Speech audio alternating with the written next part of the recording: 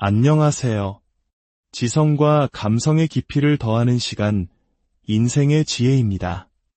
혹시 나의 진심이 왜곡되어 전달되거나 분명히 좋은 생각과 계획임에도 불구하고 사람들의 마음을 움직이지 못해 답답했던 경험 있으신가요? 혹은 반대로 어떤 사람의 말은 특별할 것 없어 보이는데도 이상하게 마음을 끌어당기고 깊은 신뢰를 느끼게 했던 순간은 없으셨나요? 말은 단순히 정보를 전달하는 도구가 아닙니다. 말은 사람의 마음을 얻고 관계를 만들며 나아가 현실을 창조하는 가장 강력한 힘을 가지고 있습니다. 오늘은 20세기 초 철강왕 앤드루 카네기의 제안으로 20년간 당대 최고의 성공인 500명을 직접 만나 그들의 성공 비결을 연구한 전설적인 거장 나폴레옹 힐의 지혜를 빌려 단순한 말하기 기술을 넘어 사람의 영혼을 움직이는 소통의 심리학에 대해 깊이 이야기해보고자 합니다.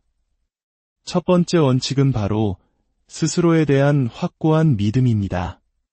나폴레옹 힐은 말의 힘은 유창함이나 화려한 어휘에서 나오는 것이 아니라고 단언합니다. 그것은 바로 말하는 사람의 내면에 자리한 흔들리지 않는 확신에서 비롯됩니다. 우리가 어떤 주제에 대해 이야기할 때 스스로 그것을 100% 믿고 있지 않다면 그 미세한 불안감과 망설임은 목소리의 떨림, 시선의 흔들림, 그리고 자신감 없는 태도로 드러나게 됩니다. 이는 마치 속이 텅 빈 그릇과 같습니다. 아무리 그릇이 화려해도 그 안이 비어있다면 아무런 소리를 내지 못하는 것처럼 우리 내면에 확신이 없다면 우리의 말은 공허한 메아리가 될 뿐입니다. 우리 한국인들이 중요하게 생각하는 기세라는 개념과도 통하는 부분입니다. 중요한 발표나 면접을 앞두고 있을 때 우리는 종종 기세에서 밀리면 안 된다고 이야기하곤 합니다. 이 기세는 바로 내 안의 중심, 즉 내가 말하고자 하는 바에 대한 절대적인 믿음에서 나오는 에너지입니다. 먼저 스스로를 설득하십시오. 내가 이 일을 해낼 수 있다는 믿음, 내가 제안하는 아이디어가 최고의 가치를 지녔다는 믿음. 그 믿음이 단단해질 때 당신의 목소리에는 힘이 실리고 눈빛에는 총기가 서리며 사람들은 당신의 말에 귀를 기울이기 시작할 것입니다.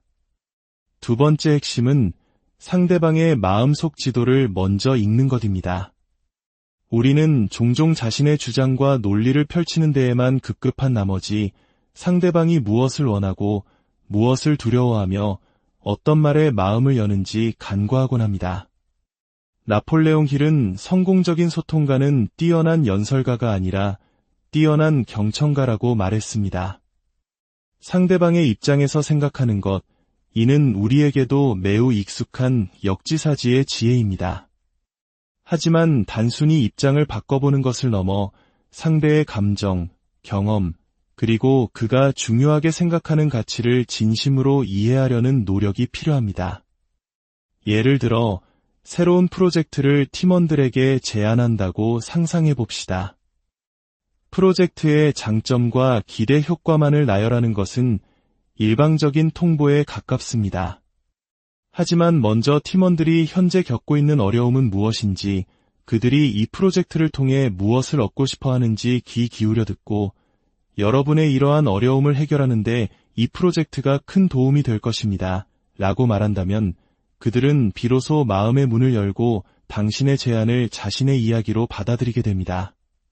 상대방의 필요와 욕구를 먼저 채워주는 것, 그것이 바로 그들의 마음을 얻는 가장 확실한 길입니다.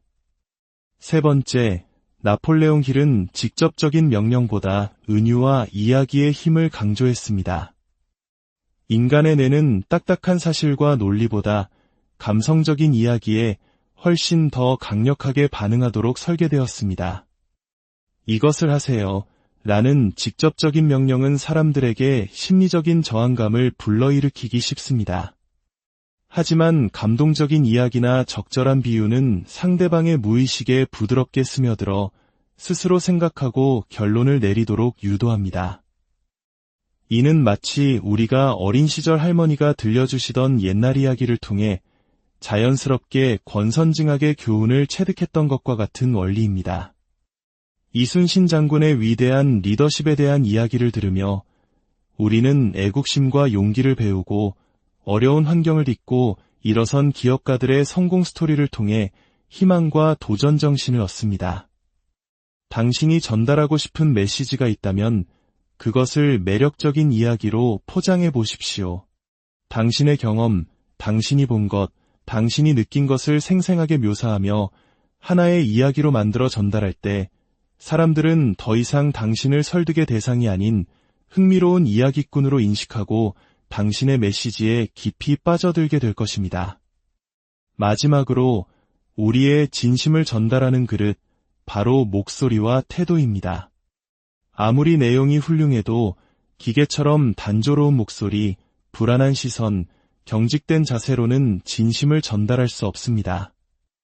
나폴레옹 힐이 만났던 성공한 리더들은 모두 자신만의 목소리, 톤과 제스처를 통해 강력한 카리스마를 발산했습니다. 목소리의 높낮이와 속도를 조절하여 중요한 부분을 강조하고 때로는 잠시 침묵하며 상대방이 생각할 시간을 주는 것만으로도 대화의 몰입도는 크게 달라집니다. 또한 상대방의 눈을 부드럽게 바라보며 이야기하는 것, 자신감 있고 개방적인 자세를 취하는 것은 나는 당신을 존중하며 나의 말에 책임을 집니다라는 무언의 메시지를 전달합니다. 이러한 비언어적 요소들은 우리가 수천 년간 진화하며 터득한 생존의 기술입니다. 우리는 본능적으로 상대방의 말뿐만 아니라 그 이면에 숨겨진 의도와 감정을 읽어냅니다. 따라서 진정성 있는 소통을 원한다면 말의 내용만큼이나 그것을 담아내는 그릇인 우리의 몸과 목소리를 갈고 닦는 노력을 게을리해서는 안 됩니다. 오늘 우리는 나폴레옹 힐의 지혜를 통해 사람의 마음을 움직이는 소통의 심리학에 대해 알아보았습니다. 스스로에 대한 확고한 믿음에서 나오는 기세, 상대방의 마음을 먼저 헤아리는 경청의 자세, 논리를 넘어 감성을 자극하는 스토리텔링의 힘, 그리고 진심을 전달하는 목소리와 태도. 이 네 가지 원칙은 단순히 말을 잘하는 기술이 아닙니다. 이것은 타인과 깊이 연결되고 긍정적인 영향력을 발휘하며 궁극적으로는 우리가 원하는 삶을 만들어가는 인생의 철학입니다.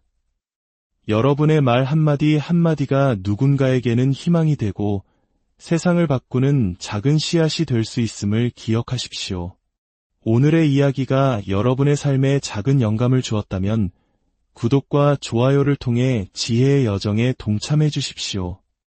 여러분의 따뜻한 관심과 응원이 저희가 더 깊이 있고 의미 있는 콘텐츠를 만드는 가장 큰 힘이 됩니다. 인생의 지혜였습니다. 감사합니다.